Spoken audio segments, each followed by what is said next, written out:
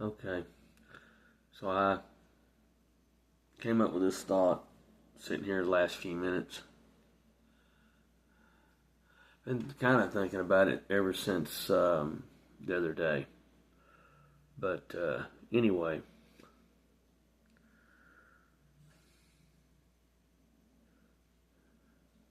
high wages, a high wage is never going to replace good leadership. No matter what happens, you always have to have a good leadership surrounding you. When I say when I'm saying, what I'm calling high wages, I'm talking, we'll just say $40, $50 an hour, 30, 35, whatever. You can make all the money in the world. Live high on the hog with it. Yeah, you'll be living, I guess, comfortably. But it can't replace good leadership. Excuse me, I'm drinking on some hot bouillon.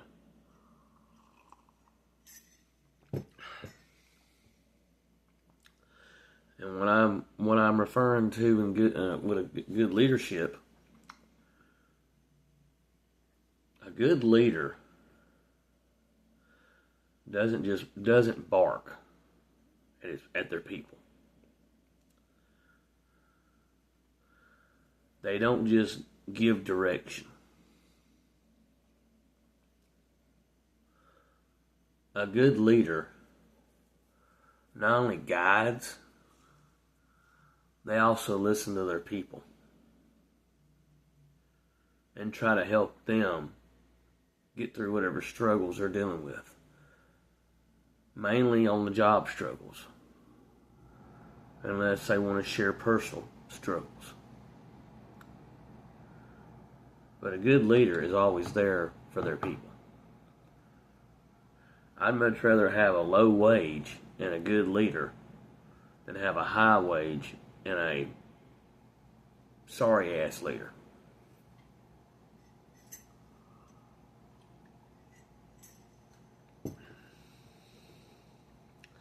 All that money's not going to make you happy. Money doesn't make anybody happy. Matter of fact, people that, come into a lot of money, they live to regret it later because, well, it blew their mind. They didn't know what to do with it. And they didn't know how to handle themselves. And they're broker. They're more poor than what they were before they got the money. Good leaders, though, can help you in your career to help you persevere and get a higher wage.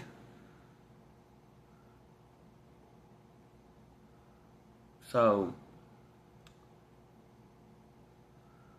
I'm sorry.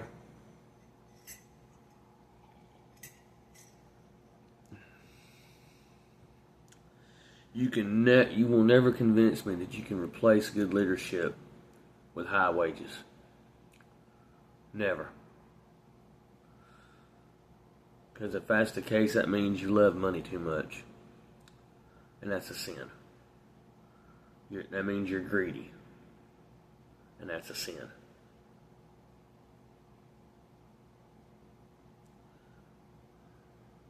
So,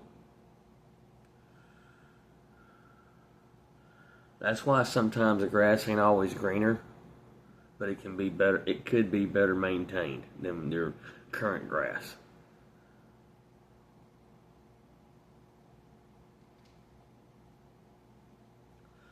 Otherwise, what's the point in even having grass? Set the shit on fire. Of course, it'll grow back, thicker and greener.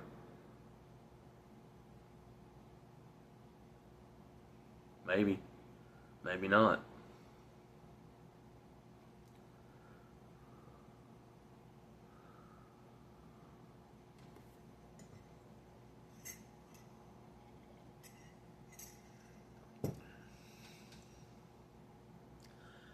So anyway, I think that might be all I've got on my mind right now.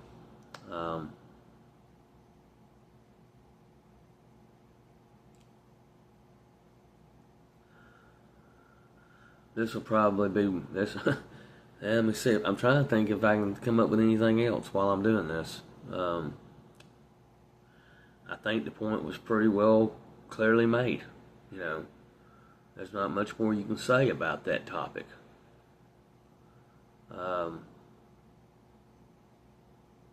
Yeah. When you're trying to make a change with employers, don't chase money. Sure, you're not going to want to jump ship for the same amount of money, but don't chase money. Always try to take an account of what you feel like you're worth, and then try to find that. And be honest about it. Be honest with yourself. That way you're not shooting too high. But above all, don't make a hasty decision about moving to another job because of the money. Do it because it's going to improve the leadership you're receiving.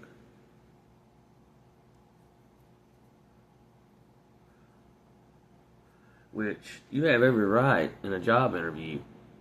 They're not the only ones that can ask questions. I'm sure, they'll say, you got any questions for us, but they're kind of hoping that you don't, or kind of hoping it's just about, it's not nothing about that. But you should ask that person, what kind of leader are you? Are you a leader that just always barks and expects when you say it, it's done? Or do you listen to your people and try to give guidance as necessary?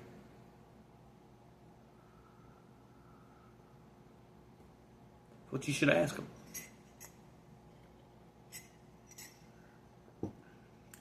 And there shouldn't be any problem for answering it. And if there is, well, then you know where they stand.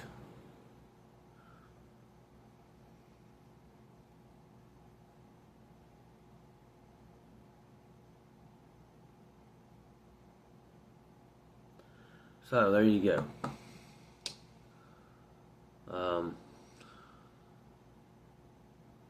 Yeah, that's all I got. One of the shortest videos I've done, I think. Anyway, take care, stay dry, stay safe.